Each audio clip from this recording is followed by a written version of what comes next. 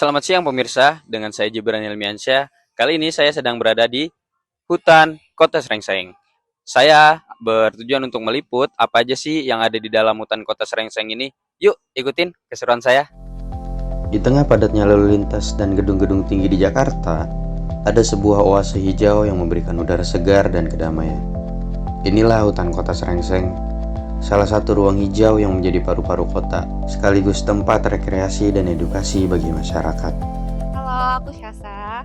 Halo, aku Dinar. Nah, kita lagi yearbook sekarang. Tema kita Jumanji, jadinya kita di sini deh.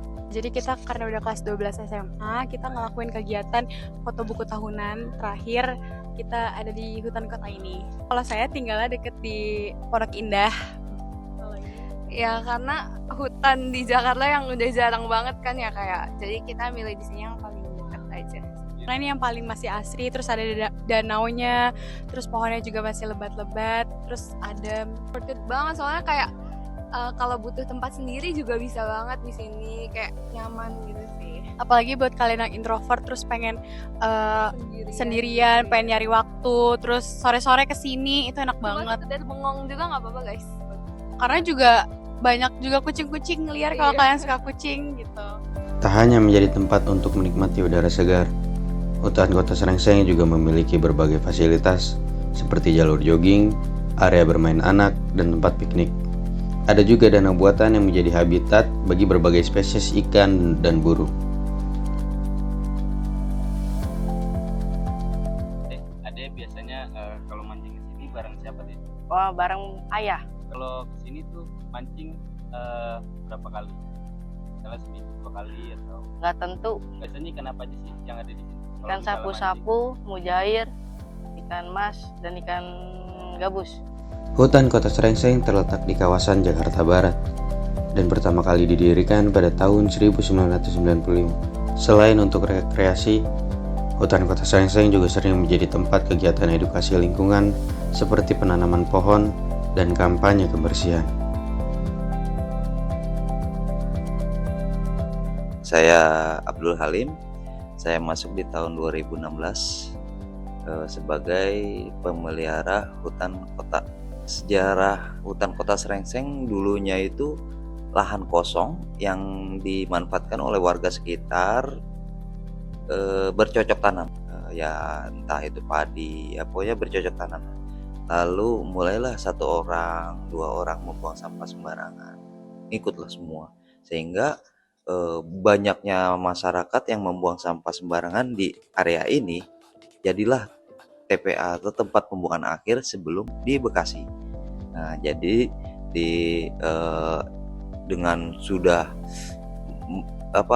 tingkat ketidaknyamanannya tinggi, warga mulai mengeluh dengan aromanya yang kurang nyaman, baunya lah, bau atau iniannya. Lalu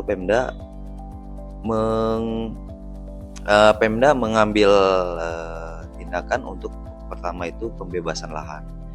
Lalu setelah pembebasan lahan dapatlah sekitar 15 hektaran. Nah, lalu dengan mengambil tindakan mengacu ke negara, kalau nggak salah negara Taiwan itu, dulu juga di Taiwan itu ada TPA tempat pembuangan akhir, namun disulap menjadi taman. Nah kalau kita berubah menjadi hutan gitu.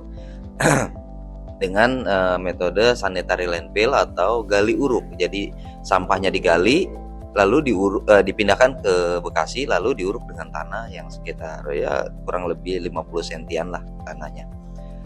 Di tahun 1885 itu baru mulai RTH, pembukaan ruang terbuka hijau, dan di tahun 95 itu baru turunlah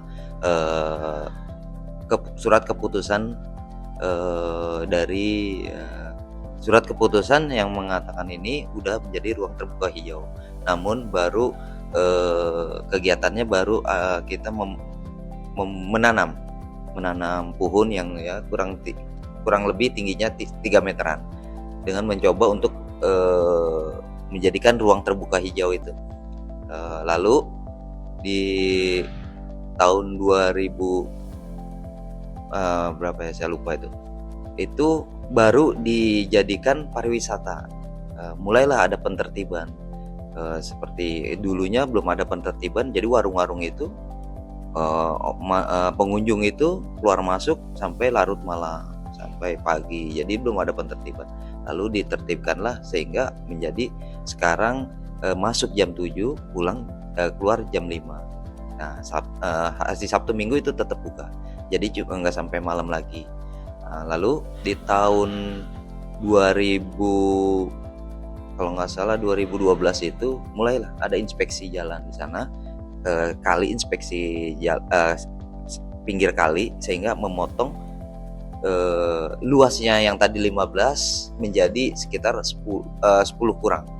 Cuman kita belum ada dalam arti kata yang tadi pertama itu surat keputusan. Nah, ini yang kedua juga belum ada yang update-nya. Di sini fasilitas-fasilitasnya yang ada itu kita bisa di tahun 2012 sebelum inspeksi dibangun itu ada wall climbing. Jadi pengunjung bisa latihan panjat tebing dan ada juga flying fox. Namun di tahun 2000 sebelum saya masuk itu sudah mulai tidak aktif.